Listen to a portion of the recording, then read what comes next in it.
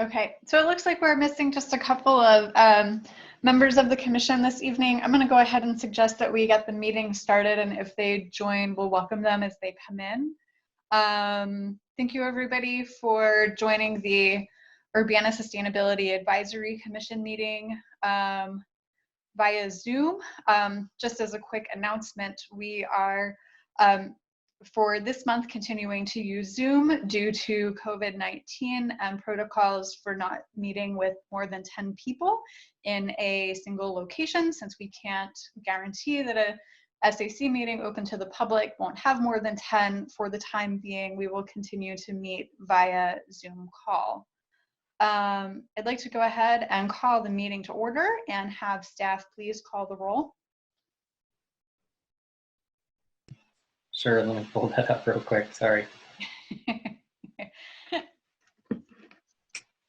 My understanding is that last night there was a little bit of a Zoom bombing event that happened to a city meeting. I just want to get a sense of the protocol from the meeting moderators about what to do in the event of a Zoom bombing type activity. Do not leave the meeting. I will administer and kick the bombers out.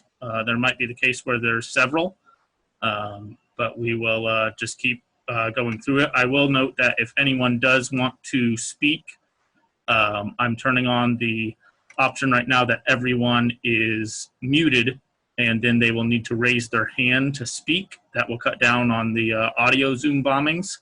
To raise your hand to speak, pull up the participant window, and in the bottom corner there, you will see where you can raise your hand, and then we will acknowledge you. Stacy and Scott are co-hosts, so you should be able to unmute yourself and also unmute others should they raise their hand.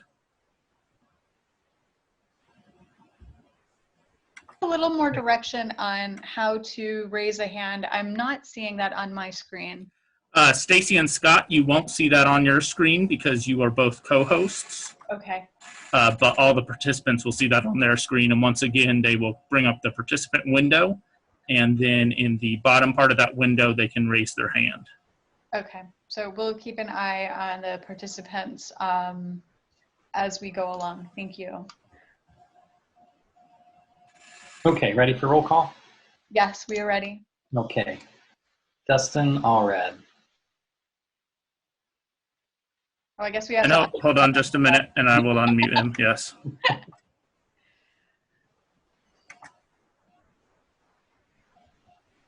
Present.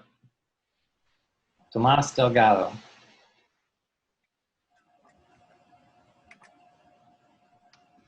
Present. Madeline Garbaz. Here. Stacy Bloss. Present. Megan McGinty. Andrew Stump. Present. Morgan White. Grace Wilkin.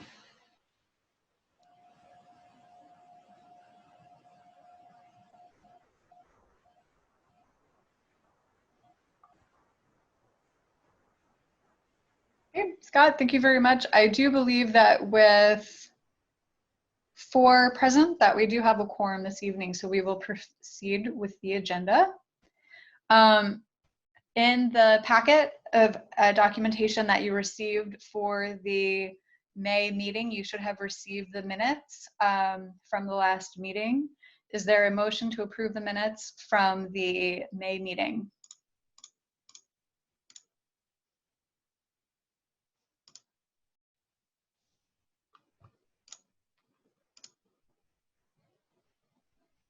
Andy has his hand up. I will unmute Andy.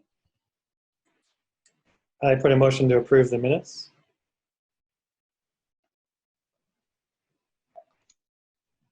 Thank you. Is there a second?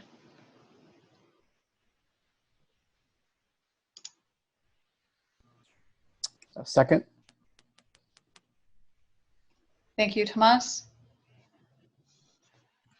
At this time, are there any changes, proposed changes, or corrections to the minutes as reported?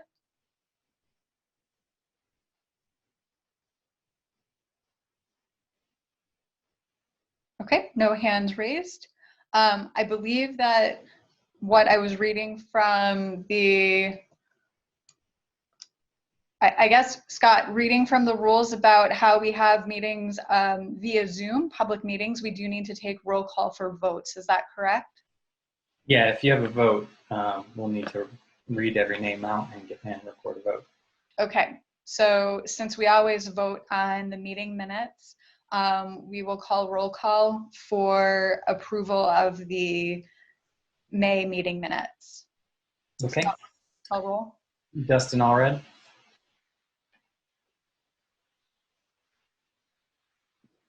Yes. Tomas Delgado,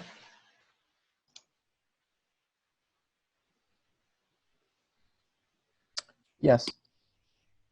Madeline Garbaz,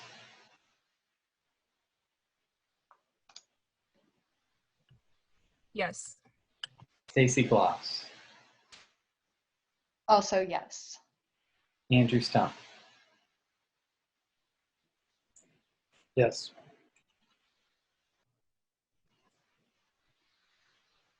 Okay. Right, that motion carries. Those minutes will be presented as approved in the documentation that can be seen online for the meetings. At this time, I will open the floor for public input. If you would like to make a comment to the commission, please raise your hand using the raise your hand button on your screen.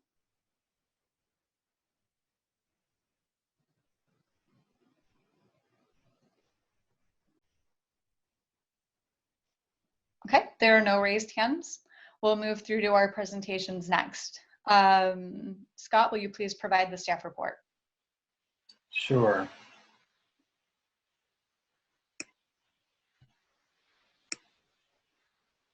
First in the report, some progress on closed landfill maintenance and management. That used to be within the engineering division's responsibilities, but I'm leading that now.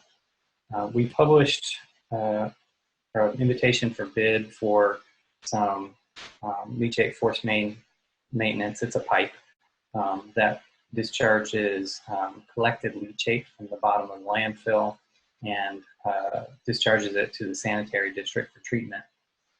We need some maintenance on that. It's blocked up.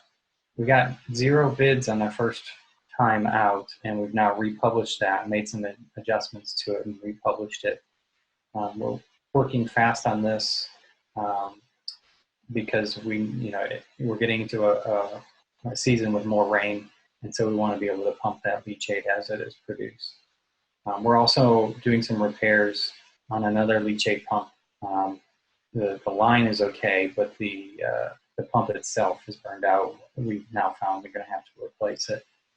So just fairly typical maintenance items, but they haven't been done in a couple of years, so we're working on that. Check and see if anyone's raising their hand before I move on to the next thing. No. Go ahead. Municipal electric aggregation. Our current aggregation contract expires in December.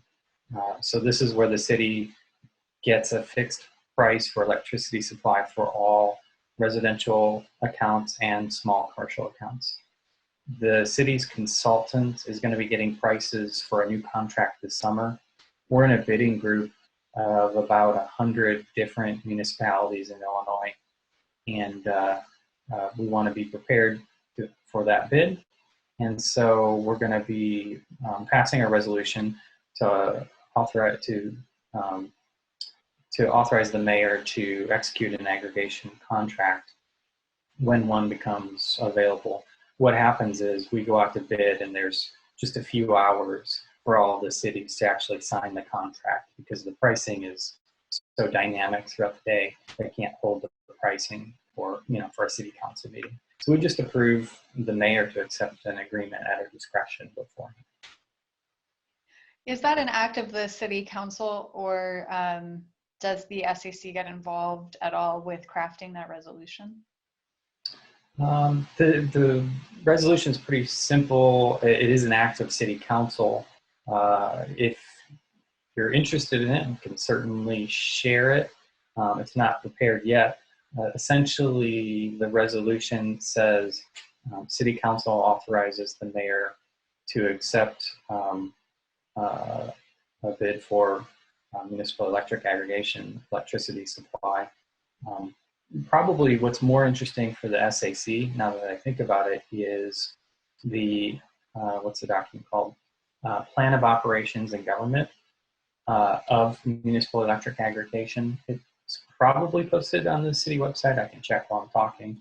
But that document is required by state statute for all cities that want to use this method of municipal electric aggregation. And it lays out how we're going to manage the program, and specifically, what's different from one plan to the other is whether or not we're going to buy renewable energy credits along with our electricity supply. So yeah, our plan of operations and governance is on the city website. That's kind of the big decision, is whether we buy renewable energy credits with all of our electricity supply. And at present, that's still what the city intends to do, as we have done in the past. When is that resolution going to take place? As soon as I can get it ready. I'm trying to think. Was yesterday city council or committee of the whole? Anybody know? Don't. I bet Jason knows. Yesterday was committee of the whole. Sure. So it won't be next Monday, but maybe the following Monday. Okay. So I'm concerned that, since this is in the staff report, I don't know that we can take a vote per se. But I would just like to hear from Andrew, Thomas, Maddie, Dustin on your ideas for whether or not you support the continued purchase of renewable energy credits for the municipal aggregation program, in order to pass that information on as part of that discussion. And I'll make a note that I made Andrew, Dustin, Maddie, and Tomas co-hosts as well, so they should be able to unmute themselves now. But raising the hand feature is still what everyone else on the Zoom meeting will need to do. Jason, thank you.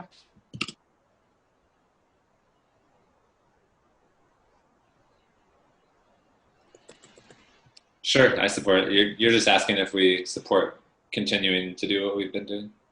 Yes, to continue, having the renewable energy credits be purchased alongside with the power, so that we can claim that the power that the city is receiving, or that our residents that are receiving electricity through the electric aggregation program, is clean energy or renewable energy.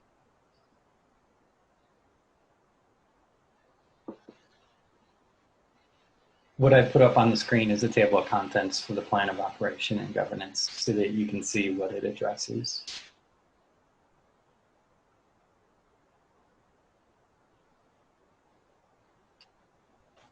I too am in support of continuing this.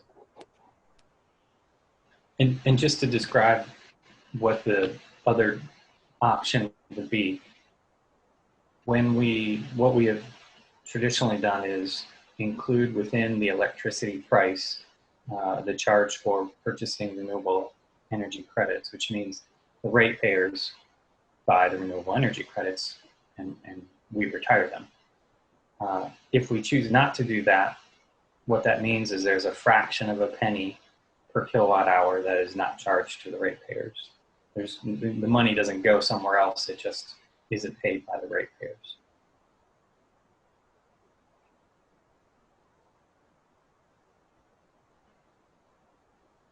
I I guess- support continuing what we're doing as well.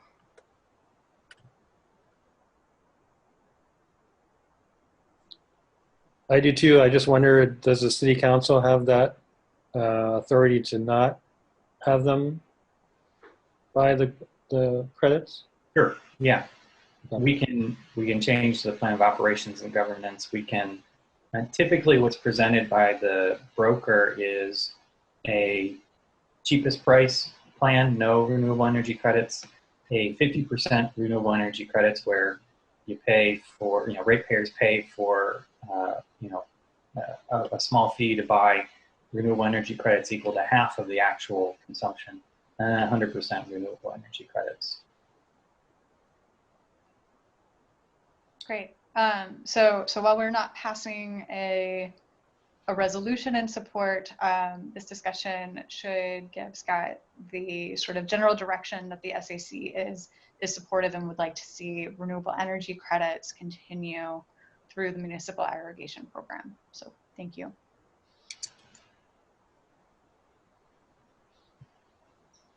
Next topic. Okay, let me get back to that. Solar Urbana-Champaign, our 5th round has commenced. We are using an all Zoom, all online platform, public engagement approach. We've had our first Zoom meeting. We have another one, I believe it's on the 10th. So please share information about that, link to our website, link to the Facebook announcements. We've already had a sale, actually. So that's exciting to really start off on the right foot, and hopefully we'll have another successful round. Great, thank you. That's awesome. Any questions on that? What's the target this year? I'm trying to remember if we discussed the target. I mean, we have built, we're using the same discount benchmarks, the bulk volumetric discounts, which are, I believe, 50, 150, and 250. So let's say 250 is what we're going for, and we always surpass that. So hopefully we'll do so again, even though we're a bit hobbled by our communications options at this point. I think face-to-face is always better, but we're going to do the best we can. Someone did remark that Solar City, the largest solar installer in the country, actually, just posted their best quarter. And so it may be that people are actually staying at home and doing a lot of research about solar energy systems for their home and are eager. So hopefully we'll have a good year.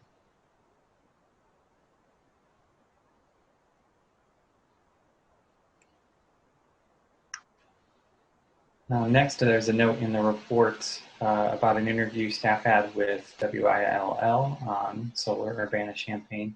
I also saw there was some coverage in the News Gazette online.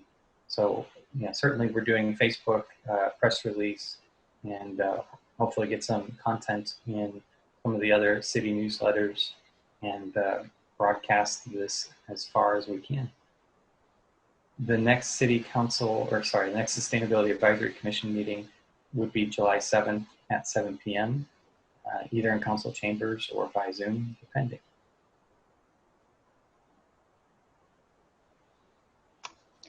Any other questions about the staff report? I know it's a little bit unconventional. Would anybody else on the call like to ask any questions or make any comments on the staff report?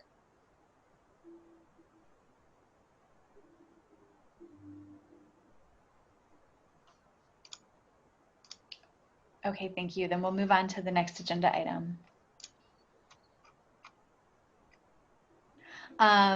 So tonight we should have in our presentations an update on what made it into the agenda as the Youth Sustainability Summit. I believe that the Youth Sustainability Summit does have a different name. It should be the Youth Climate Forum. If I'm not mistaken, please correct me if you can.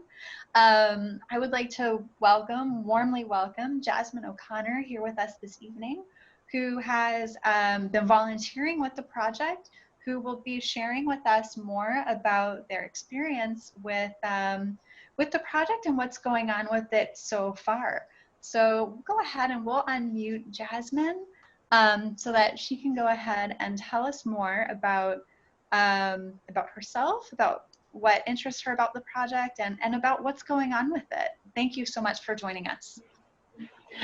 Very nice. So my name is Jasmine O'Connor, and I'm a part of the Youth Climate Forum. And for those of you who do not know, it is a group of students from schools all over the Champaign-Urbana area. And we're all working together to educate our peers as well as educate ourselves on climate issues and ways that we can really be working together to build a community that highlights the important needs that need to be and the things that need to be changed in our community regarding the climate. As the Youth Climate Forum, we meet and we talk about ways that we can be active in our community, hence the name, the Youth Climate Forum. We're a climate-based forum. And my role at this moment, due to the coronavirus, is working on the podcast as an interviewer, as well as I am the website designer and editor. And before that, I was working on the summit as part of both the marketing and fundraising teams. And due to COVID-19, we've been talking about rescheduling, and at this moment, due to the things that are occurring, and though we've been moving on to phase 3, we are still not setting a concrete date in which we would have that summit for everybody's safety. But we have been working with WRFU, and we have been recording a podcast that even Scott Test was featured on as an interviewee. And we've just been so privileged to have so many members in the community, especially Scott Test and Carol Ammons, and there are going to be even more in the future. And we've been able to record these podcasts, edit them ourselves, and hand them straight to WRFU to have them aired. And the thing that excites me the most about this, honestly, is being able to have a voice. And even in our interview with Scott Test, he was telling us that we as youth, we still have a voice. And so that was a really positive way that even in this time when we feel like things are just hard, we have a voice. And so we were able to share that. And right now, I would really just love it if with your platforms and your forums and the credibility that you have, if you could share the news of our either our website, because our website does feature our podcasts as well, so they aren't just being aired. They're also on our website for people to find and listen to on a daily basis. And they've been coming out every other week at 5 p.m. on WRFU. And so I would also really just love to extend a very big thank you for allowing me to be here to talk about the Youth Climate Forum. Awesome. Any questions? Awesome, Jasmine, that was excellent. Thank you so much. It sounds like the group is really committed to what you're working on right now, and despite COVID-19, was able to take your energy and turn it into something that folks could still work on, which I love and I'm so proud of. So thank you so much for your work on that. I'm going to go ahead and open it up, see if anybody raises their hand to make any comments or ask any questions. I just want to add, it was an excellent interview, really great questions, a lot of fun. I really enjoyed it. I just posted, I think yesterday, about it and linked to the website on LinkedIn, and got a bunch of good reactions and a couple hundred views, so that's really nice. Thank you so much.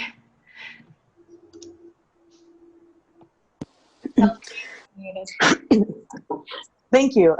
So I'm one of the mentors that has been working with Jasmine and the rest of the group, and I just want to say that it's been a great opportunity for the Urbana Park District and specifically myself to work with these students. They're very driven, sharp, and organized. You know, I coordinate the weekly Zoom meetings, but they do everything else. They come together, they communicate in between the weeks. or between our meetings, and they organize themselves and get things done. They were able to produce 2 weeks of or 2 episodes of a podcast in 6 weeks, and and I just couldn't be more impressed and proud of them. So I feel like just wanted to say how proud they should be of themselves, and the community should be of them. So great job. Awesome, thank you. And thanks to the Park District as well, Chelsea, for kind of allowing you to kind of take that on so that you can be in a supportive role for this project. That's awesome.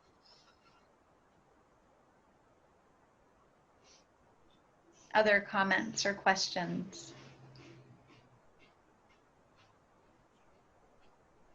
Hi, Jasmine. Seems like a really interesting initiative. How many other students are involved at this point?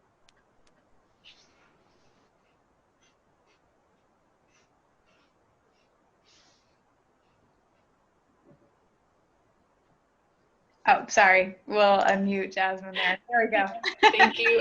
At this moment, we have around 10 with us weekly on the Zoom meetings, but gratefully and amazingly, the number has been increasing as more people have been advertising our podcast. And so, yeah. That's great.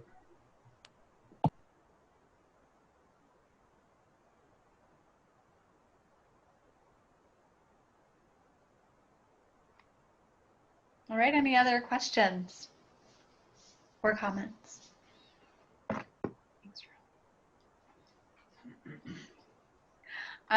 Maybe one more question for Jasmine. Who is going to be the next podcast interviewee?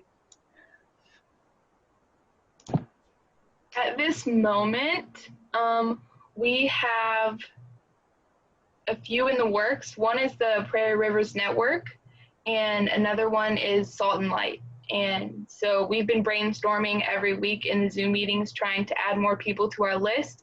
So if any of you would like to join, just shoot us an email.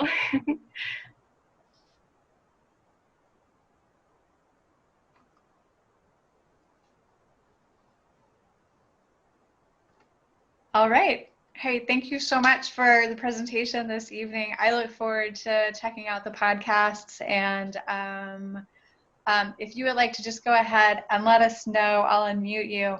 What is the website? And then we'll also, if you want to email that to me later, we'll be sure to include that in our minutes from the meeting as well. Go ahead. Oh, sorry.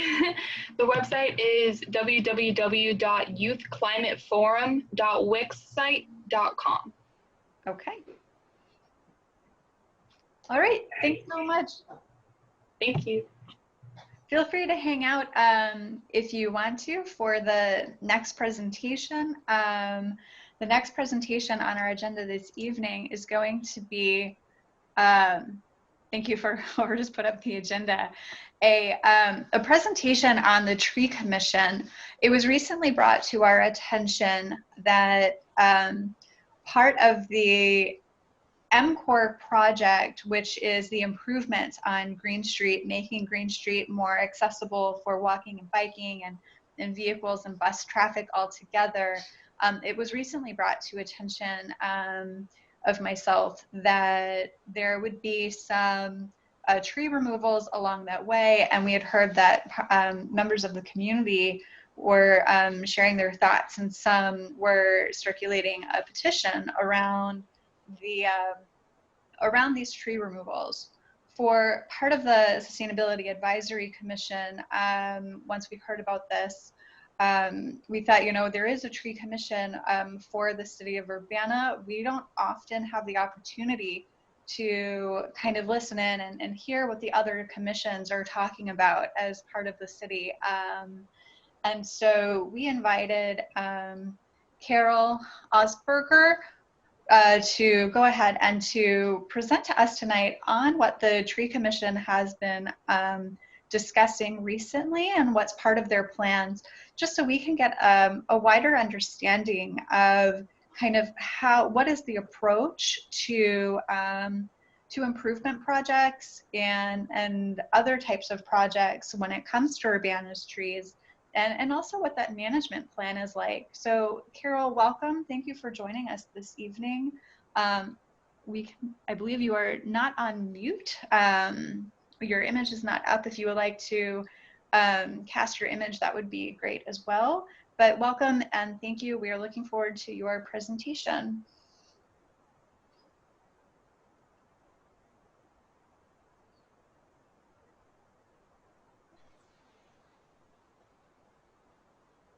Carol, are you there?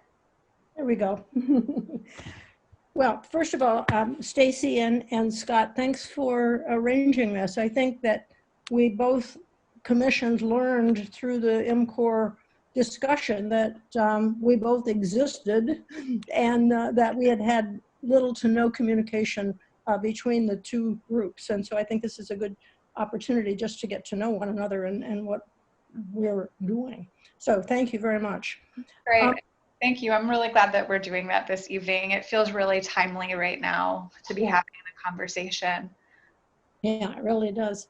I thought I'd just, this whole process of the MCOR removal of trees has caused me to dig deeper into the legislation, the ordinances, the actual bylaws by which we exist, because I think we were not completely aware of our limitations in some respects. The Tree Commission was created in 1976. That was the same year we were first designated as a tree city. And so we've been a continuous designated Tree City USA for the last 44 years. I like the City of Urbana's logo with that leaf on it. It might be a little tarnished right now, but it'll grow a new leaf, I'm sure. So then I looked at our bylaws. These are approved by the City Council, and they were last revised in 2017. And the three main functions we play is to advise and consult with the arborist, to hear public citizen disputes if they disagree with the arborist's decision as to the removal or some decision the arborist has made about the trees in the public walkway in front of their homes. And then the third is to designate historic or special legacy trees throughout the city. Now, the thing I want to focus on tonight is advising and consulting the arborist about, among other things, policy about the selection, planting, maintenance, and removal of plants. And this feeds into our ability to amend a manual that is the city's designated standards about how to manage the trees in the city. There's something physically called the Arborist Specifications and Standards Manual, approved by the City of Urbana. And it's quite a long, detailed process. It draws very, very heavily on tree experts about all the ways that you have to manage trees in order to keep them happy and healthy. And so it's pages and pages and pages long. And occasionally we revise this. Our last revision that we made was in April of 19. So I looked at the manual in terms of what it actually says about removal of trees. And it's fairly non-specific. I'll just read a couple of parts that I found relevant, particularly to the MCOR sort of situation. The removal policy, which was approved as an amendment by the Tree Commission in 1984. The only person who may authorize the removal of a city tree is a city arborist or his/her designated agent. And a tree can be removed if it constitutes a public nuisance or hazard. And what is this type of tree? Well, the obvious, dead, dying, unhealthy, it's going to fall down, etc. But then there's just two other things that are relevant. Not included in the definition of a public nuisance or immediate hazard tree is those that pose serious obstruction in terms of egress or access to new construction projects. So normally those can be considered hazard or nuisance trees and be removed by the direction of the city arborist. So I think that, I'm not sure if the city administrator, the mayor, the city council, the arborist, are aware of this very specific policy, but that's what ought to be used in, making those kinds of decisions. Can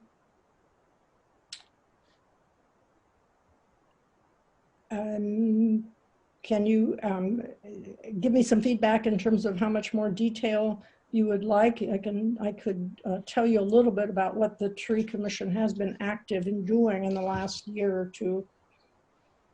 Carol, Yeah. I know that for quite some time, the city, and probably in consultation with the Tree Commission, the city has been pursuing a policy of planting a diversity of tree species. And you can talk about the purpose for that. But there was recently some amendments to that policy regarding natives. Can you talk about that? Right. That's been one of our initiatives in the last, I would say, 2 years. And it deals with our bylaw that says we are to establish policy about the selection of trees, and that would include the tree replacements. So the city of Urbana hired a tree company, Davy Tree Keeper, to do an inventory of 15,000 plus trees that the city of Urbana maintains. And so we got a very detailed list and up-to-date designation of as hazard levels and things like that at that time. And so it was a very convenient time to do a inventory of what proportion of our trees were native versus non-native. And what we found over the last couple of decades is that we had drifted more and more away from native trees, and we're planting a lot of non-native ornamentals.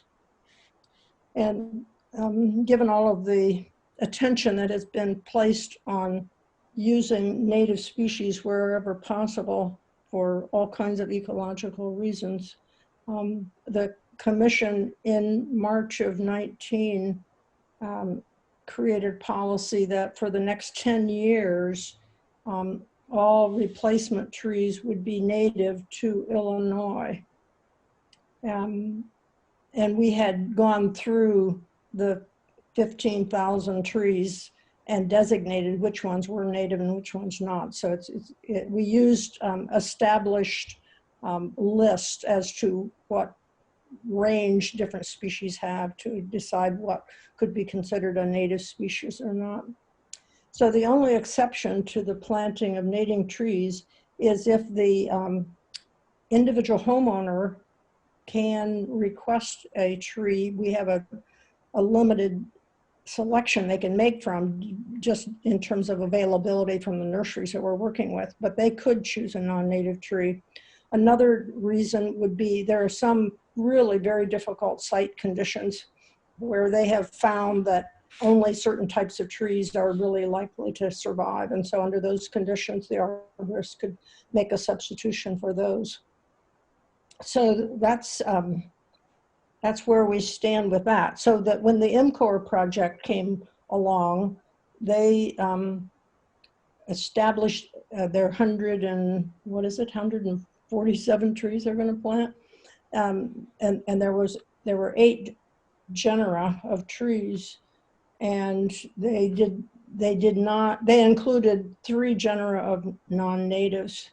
And so I have been working with the city administrator and the arborist, Kevin Sanderson, to update that replacement list so that all of those trees that are going into Green Street will be native species. The other concern we have is with climate change. Jasmine would probably be interested in this. We expect Illinois to be more like Houston, by 2015. And so we ought to be getting new trees from more southern nurseries to be adapted to the proposed climate that we will be experiencing. So our arborist team have been working very hard. It's very hard to locate, first of all, arborists and not arborists, tree nursery people tend to stock showy ornamentals and not native trees. And so it's very hard to find anybody who has a supply of quantities of native trees.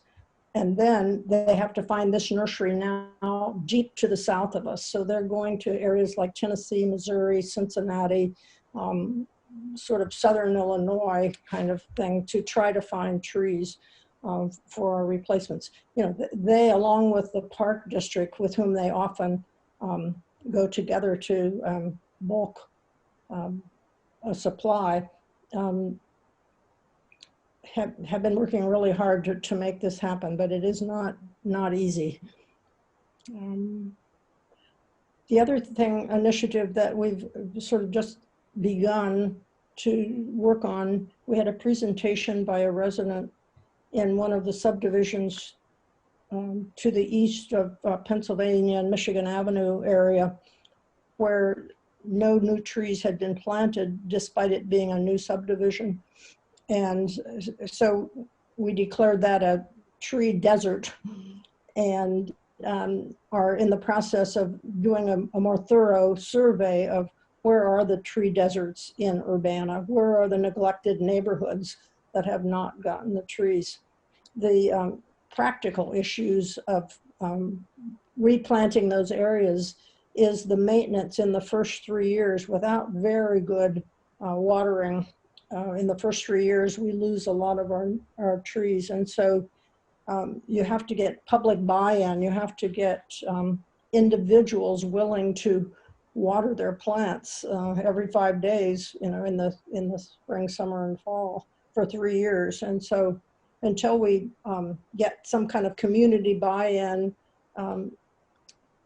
by the groups of people who live in these areas, it's not a wise thing probably to put the trees in yet. But we recently got a big grant from the Rotary people, and we've designated the monies, the funds from that account to be used for trees in this desert areas. And the plantings this year have been, spring plantings this year were focused in that area. Carol, I have a question from Morgan. Morgan, I will unmute you. So I believe you can, oh.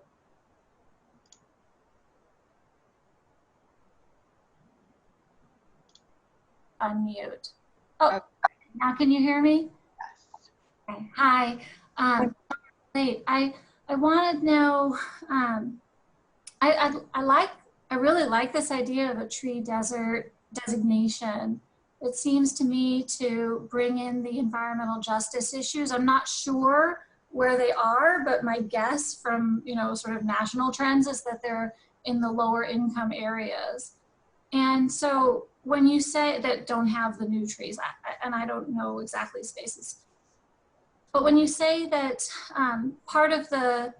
one of the hurdles to overcome is to get the community buy-in, to get people in that area willing and able and actively maintaining or watering the trees, the plants for 3 years, every 5 days. And that seems pretty difficult. And I'm wondering if if there's been any consideration of what would it cost to hire a company to do, like a vendor or some kind, to maintain those in those areas. And if we could do that analysis and then do a donor drive towards this, we need to improve this particular area, it needs this maintenance, and the maintenance is going to cost $100,000 a year or something. I don't know what it would cost, but that kind of thing. Have you gotten into sort of looking at these alternative solutions? We have begun to, and we've tried to seek out community leaders there as well, who might be able to give us insight into how we might do that. I mean, maybe we could even hire some of the local people, to do it. Right. Green job. They really have good sense of ownership, over their neighborhood that way. So it's not within the capabilities of the current arboring team in terms of their funds. So it does require either volunteer efforts organized at a community level, or, like you say, a fund driving effort to get some commercial company to do it. I think it would be great to at least include the vision of addressing tree deserts in the city comprehensive plan, the comprehensive plan work. Oh, that they're working on now, yeah. Yeah, because that would be a great way to build awareness about it, but also map it and put it on our plan. Right.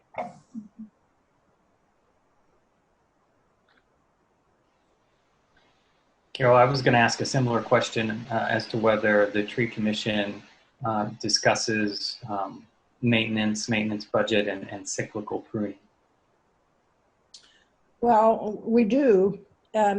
We have been very, very, had our hands tied that the arbor unit, because of the emerald ash borer, that I just was revisiting minutes, and it came into our minutes in 2011, and so not very actively, but by then they were already starting to think about removing some dead trees, and so for the removal of hundreds of public ash trees and removing the stumps, etc. And our replacements have largely been designated for those areas that have lost the ash trees. We are done with the ash removal as of just this year, and are now building toward putting resources back toward replacement trees rather than just removal of dead trees. We have a deficit that's quite big to fill. The inventory of trees initially, before the Dutch elm disease, there were 17,000 trees in Urbana. We're down to 10,000 now. And so, we've lost 1,500 in the last 4 or 5 years. And so these have not been replaced. And they replant at the rate of about 100 trees in the spring and 100 trees in the fall. So you can see, without additional monies, they can't, hope to kind of catch up for quite a number of years. Carol, can you talk about the role of cyclical pruning? My understanding is that helps the trees live longer. Right. Yeah. There's a goal of how often you want to trim every tree every so many years. I can't tell you what that is. Kevin would have to tell you that, but I can tell you that it has stopped happening. And I think that was really evident in the MCOR project. When we walked that Green Street up and down and they designated which trees were in bad health, an awful lot of them, the citizens said, can't you prune that and clean it up, and want to prolong the health of it?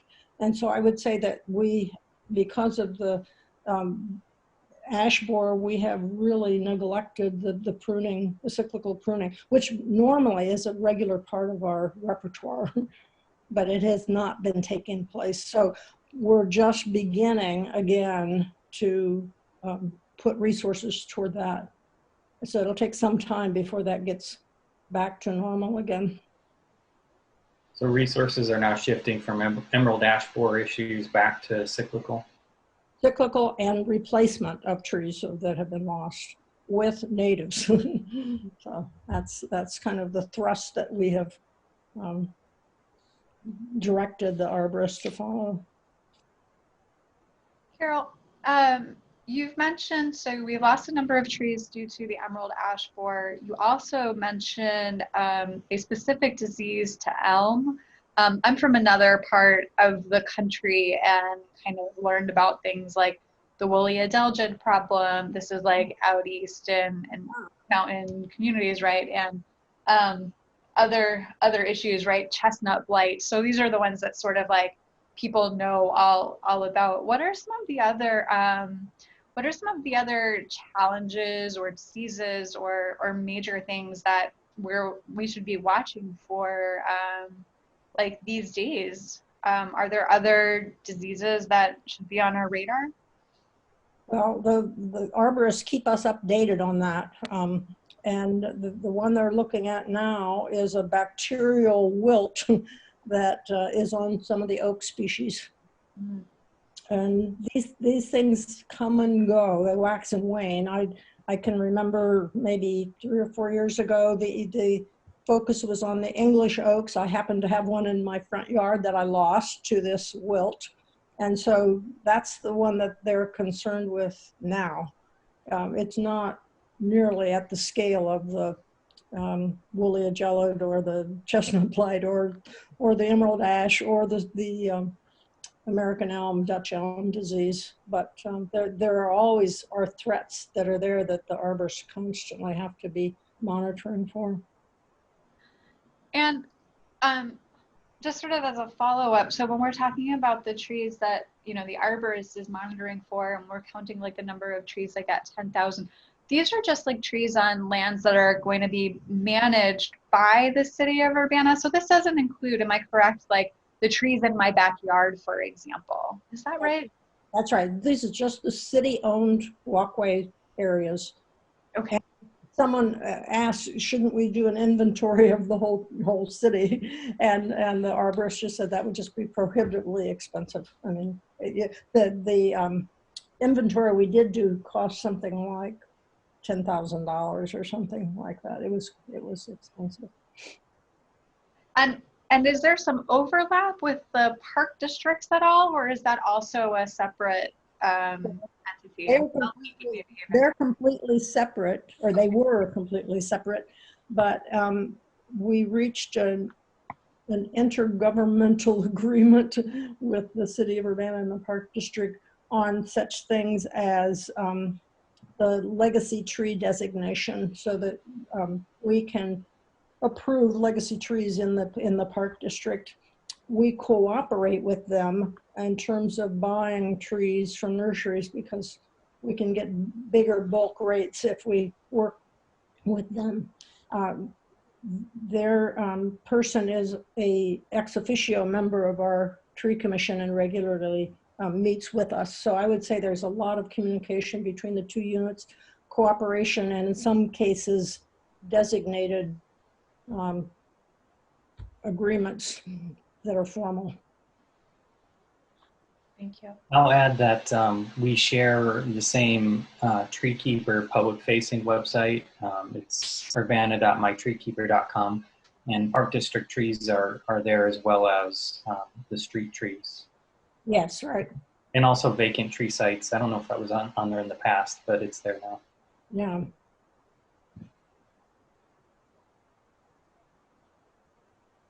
Hi, Carol. I had a question. So this was actually on the My Treekeeper website. There was a tab for total yearly eco benefits. And of the spreadsheet that Dennis Roberts had sent out to folks, right. Sort of tabulating the trees that were going to be removed, he was able to identify an eco benefit for each tree. Right. They're not all the same. Some of them, they vary in total. I was wondering if you, maybe this is a question for the arborist, but I was wondering if you could maybe speak on how that calculation was made per tree. Oh, that's done by physiologists, who understand the movement of water, carbon dioxide in, carbon dioxide out, and it's very specific to the species of tree, and it's also in terms of the size of tree. So the sort of the carbon benefit of tree is very driven by how big a girth it has, for example. And so that comes from the scientific literature. First of all, you have to do it in terms of how much water, nutrients, carbon dioxide is involved, and then you have to monitorize that. And I'm not sure exactly who works on that, but there are economic models on translating ecological benefits to monetary benefits. I thought that was very useful what Janice did. It was a very poignant demonstration of what each individual tree does contribute. Right, it's a really fascinating intersection, so thank you. I happened to ask some related questions of Davey a few weeks ago. They, their calculators, multipliers built into their system, that's the Urbana My Tree Keeper system, is referencing data from an organization called iTree. So if you really wanted to dig into the data, iTree has those calculations based on research as Carol described. Great, thank you. Yeah, we've used those kinds of sites. I teach ecology, and we were interested in the carbon benefits of each tree in our forest, and we went to that site to get the monetary values.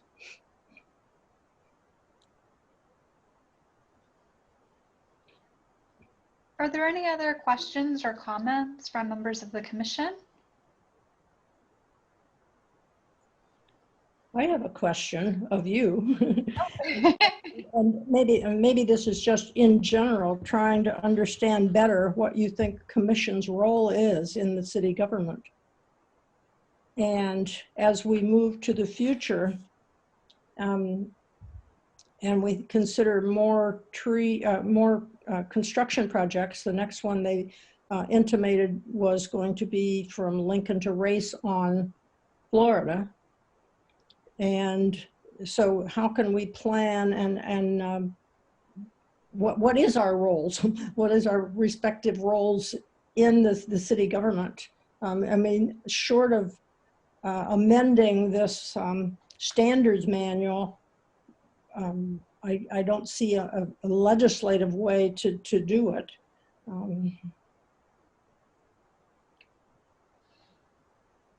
Sure, thank you for that question. So I think your question is almost twofold. So it's, are you asking us what we see the role of the Tree Commission to be, and then also what we view our own role as the Sustainability Advisory Commission to be in processes like this?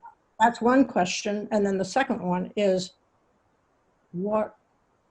how can we work with city government and administrators to, cooperatively get the best outcome we can for the city of Urbana? People were disturbed that neither commission was consulted about the MCOR project. Should they have? Is there anything in the bylaws that said they had to? I don't think so. So I think these are both very interesting questions, and ones that I had not considered an answer to for this evening.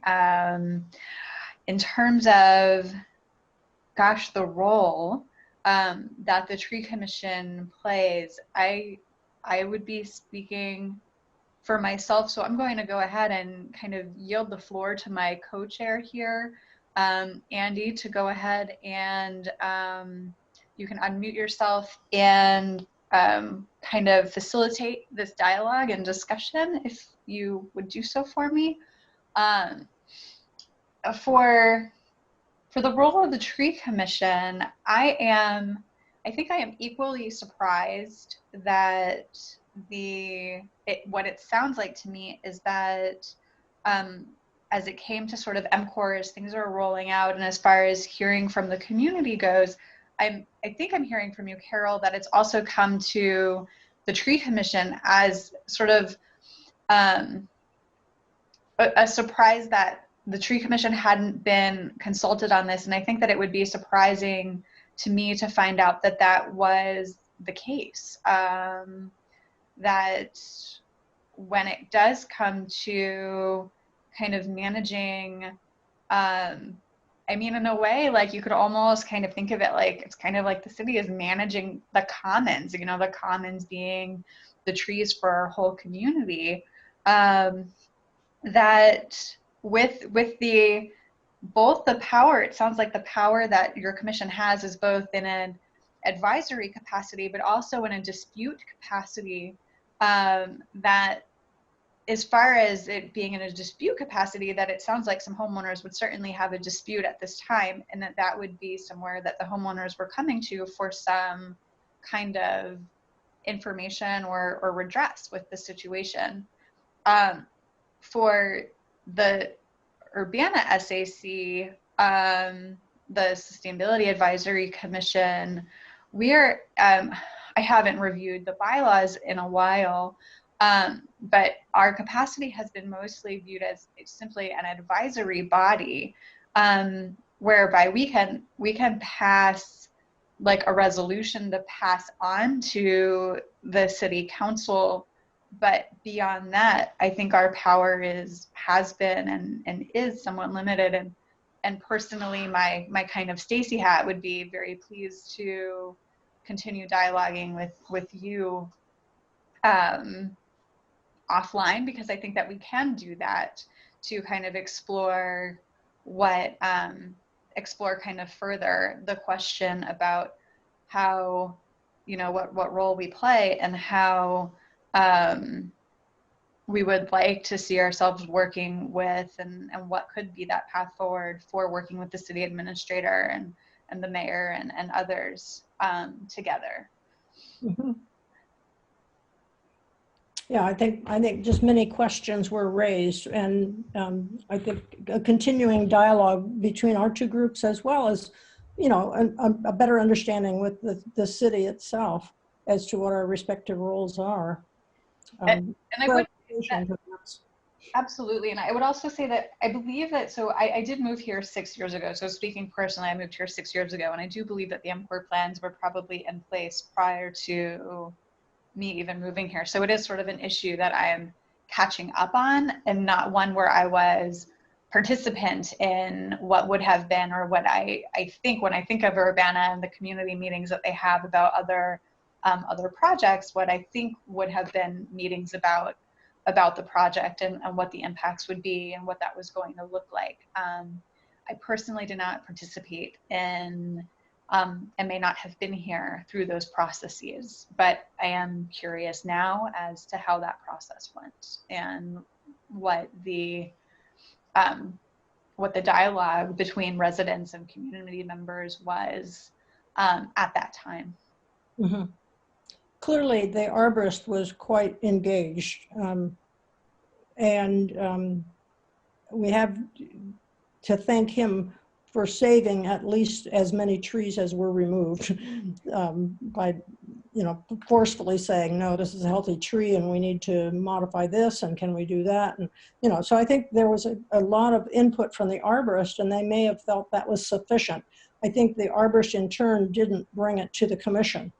And just we individually were, and collectively were blindfolded. And that's in part our own problem. Like you say, you were unaware it was happening. We were unaware it was happening as residents of Urbana, let alone commission members. So So keep our antennae out a little bit farther and pick up on when these things are happening and get your voice heard earlier, I think is part of the lesson. Yeah, I was going to ask you, Carol, whether your commission had known about it, and you said they didn't. So I'm wondering whether there needed to be another, so they would have had like an open house meeting when they were going to when they were going to design the project. Right. Because Urbana was the last leg on it. Maybe they should have had a subsequent meeting, since it was several years beyond the start of it. They could have probably figured out all these other things that they didn't catch on the first meeting. So right. I think I think in 15 is when it started, and I know the arborist was involved in like 17 and 18 when they were actively designing it. Mm-hmm. And then I think they felt, well, they'd gotten their input and they went ahead and designed it. And then they asked for public input on the year 2020 when they were, 2 days from cutting down a tree. And maybe trees wasn't one of the things they were discussing at the beginning. Yeah. So. Well, There were 2 public meetings and the pretty close to the final tree removal and planting plan was in the second of the public meetings. And for folks who haven't been following the topic that closely, we're talking about one of 2 Urbana phases of the Green Street MCOR project. And the first phase has 19 tree removals, and Carol, correct me, I think it's 47 tree plantings. Yeah, 47, not 147. Yeah, you're right. Right. Thank you. Morgan, go ahead. So I have a couple of thoughts. One is just the MCOR project itself. I was actually involved in some of the original grant applications for that when I was the transportation coordinator on campus. And I know, so that was back in at least before 2012 when we started trying to get the funding to do the large scale project in all the pieces of what is now MCOR. And we had public meetings in the sense that the people making transportation decisions have open meetings that are open, and then just as far as they were going along, but they were very siloed. Like it was the transportation people, and they were thinking just about, we had the bike folks there, the MTD's part of the committee, and so I think that we have, just because there's habits or there's existing pathways, like the trees are in the tree commission and the transportation is in CUATs and those conversations and the Champaign County bikes conversations, and then I'm thinking about the planning commission or the plan commission. And I don't know a lot about the way we have it set up in our town. But I have the impression that our plan commission has authority, while the tree commission, you have the authority when a dispute comes up for something the arborist has made, and the sustainability commission doesn't have authority except as community members, voters, and advisors. And so, I mean, I personally believe that our community should be governed by the people. And so the commissions, from my personal perspective, should be stronger than a staff person.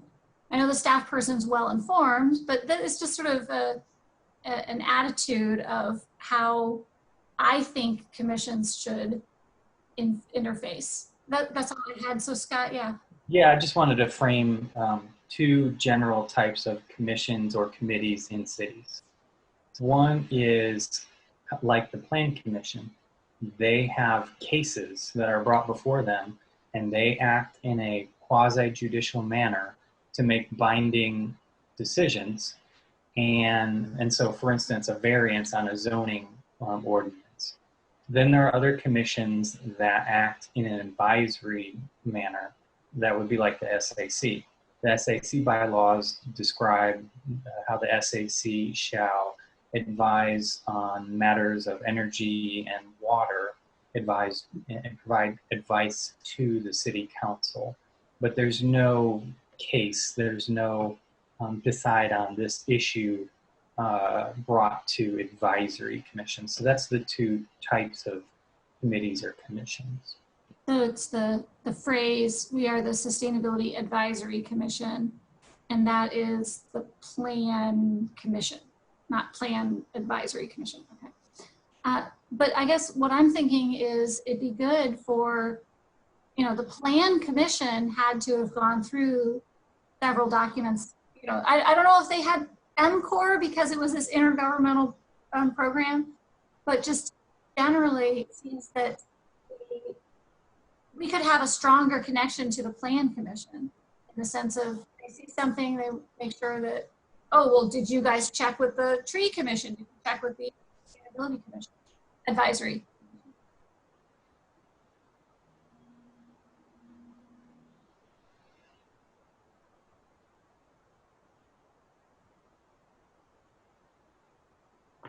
Morgan, I was kind of feeling the same way that just given our namesake, we should be at least sort of having the opportunity to advise a lot of developments for their sustainability, their environmental and ecological implications. So yeah, I was feeling the same way.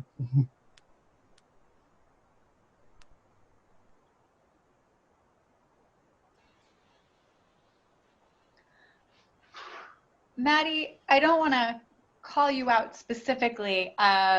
If you don't have anything to add, that's perfectly okay. And so please don't feel called out. But from sort of the position that you have, you kind of have maybe the youth perspective and the longer view that, you're going to be around longer than anybody else kind of on the commission.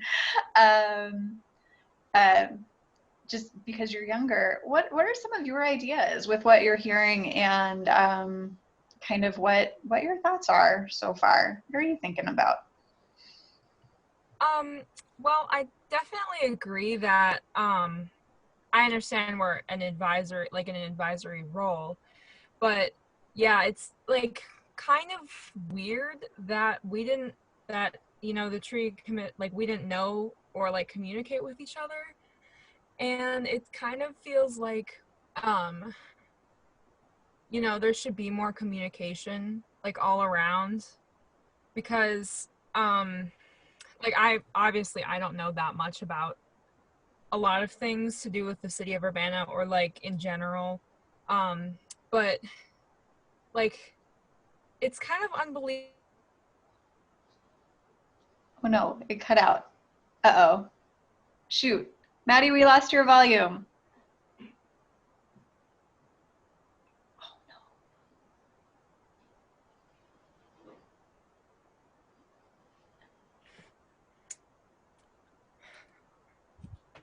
Oh, I feel so bad.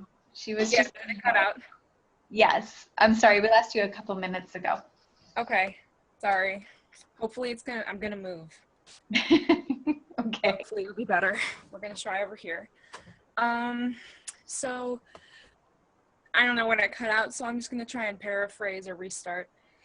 I don't know that much about like how the committees contact each other or like what communications are used, but it definitely feels like the different committees should, especially the advisory committees, should be in more contact with each other than they are.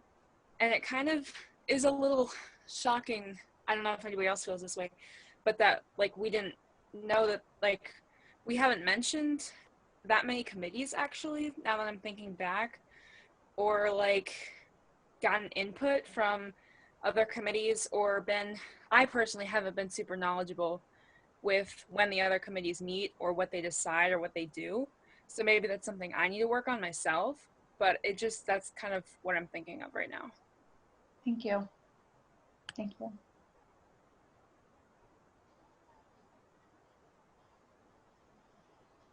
Other thoughts? I mean, there's a connection between our committee and the tree commission, because we're trying to maintain a tree canopy in the city that's diverse. So that is part of our mission, I guess, or part of our advisory. So Oh, I think there's an obvious connection. Mhm. So I'm glad we're talking. I should say that I've not talked with my fellow commissioners, and so I'm only speaking from my own perspective. We elected not to have a meeting this month.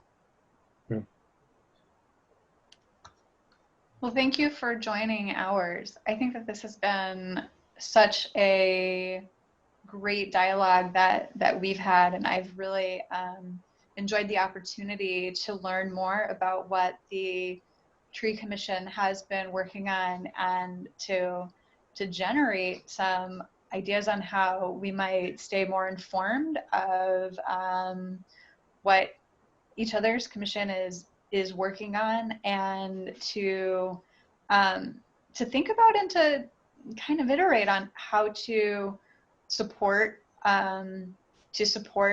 each other and kind of the missions of both, because sustainability and and trees, the environment, ecology, they're also interconnected and so intertwined. We can't get away from that. So I just want to appreciate you for joining us this evening, Carol. Thank you so much. And I will follow up with you by email for maybe a personal one-on-one conversation soon. Good. I look forward to that. Thank you.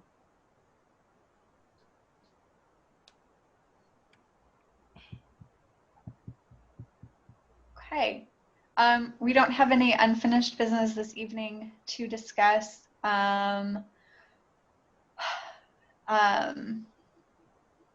You know what, I am going to back up just for a second. I did notice that Jasmine was still hanging out on the call. I know that she is in mute. I'll just pause for a second in case this conversation brought anything up that a member of the public or Jasmine would like to comment on. Jasmine? Sorry, the lighting is really bad because the sun went down. But no, I'm just really thankful that you allowed me to listen in on this conversation today and that you allowed me to talk. So thank you. Great, thanks. All right, moving into any announcements. I think our announcements are really for folks to check out those podcasts at the website that Jasmine offered earlier.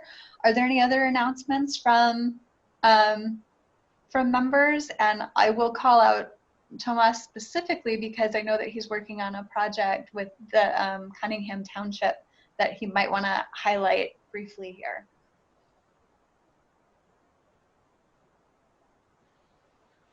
Yeah, so for those of you who do not know, I'm the support specialist for the Cunningham Township.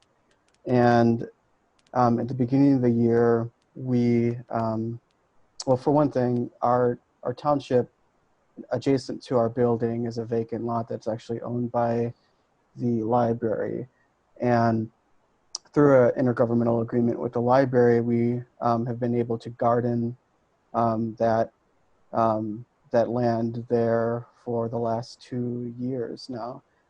In addition to gardening, we hold events there, and it's kind of served as just our little mini park of sorts. So just knowing that we were going to continue doing that this year, and at the beginning of the year, knowing that the population that we serve, we're going to face a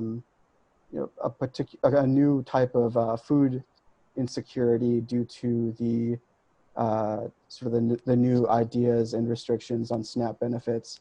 We were already exploring the idea of starting some sort of a community-based agricultural system in which we can get produce into the hands and the kitchens of folks who are most vulnerable here in Urbana. What compounded this was obviously COVID and the pandemic and the food insecurities that came about through that happening. So in partnership with the library and a long list of other organizations and agencies, we're starting an initiative to sync up folks who want to sort of volunteer their own garden, or existing gardens that are on public land or agricultural lands, to have the produce then feed into a system that is then going to be just dispersed to low-income and vulnerable peoples within Urbana and hopefully the greater Champaign-Urbana area.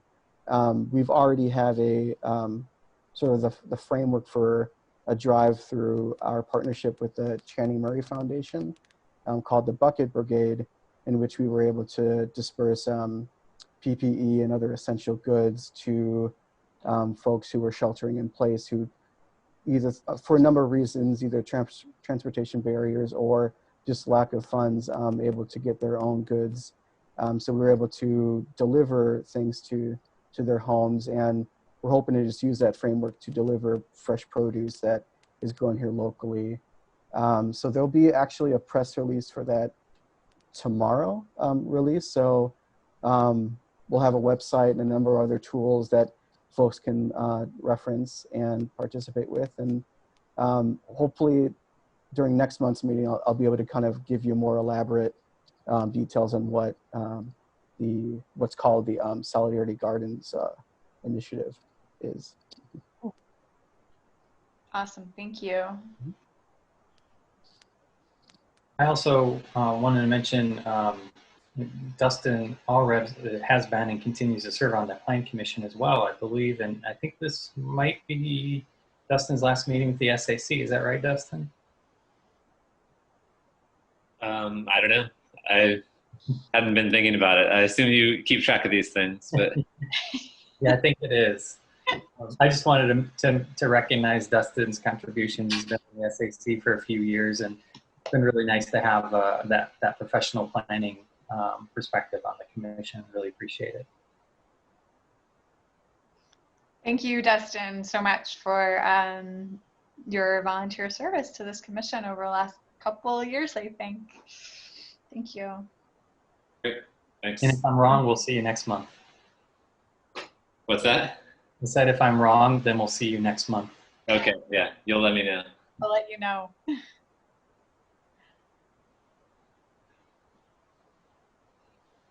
All right, maybe just one more announcement. I know that this week that we'll do a little bit of a community shout out here. I know it's been tough on folks who have been graduating and on COVID and not being able to go to their graduation. So I'm just gonna do a little shout out to Aurora, Morgan's daughter, who graduated from her 8th grade graduation this week. And so just wanted to celebrate that with Aurora and with Morgan's family. Thank you. And that is why I was late today. We did a parade at her school where they had all the graduates separated by 10 feet. And then the other classmates were encouraged to drive through the circle drive and honk and wave. So it was very exciting, but a little exhausting. But it was good. It was nice. All right. Does anyone have any other last minute announcements?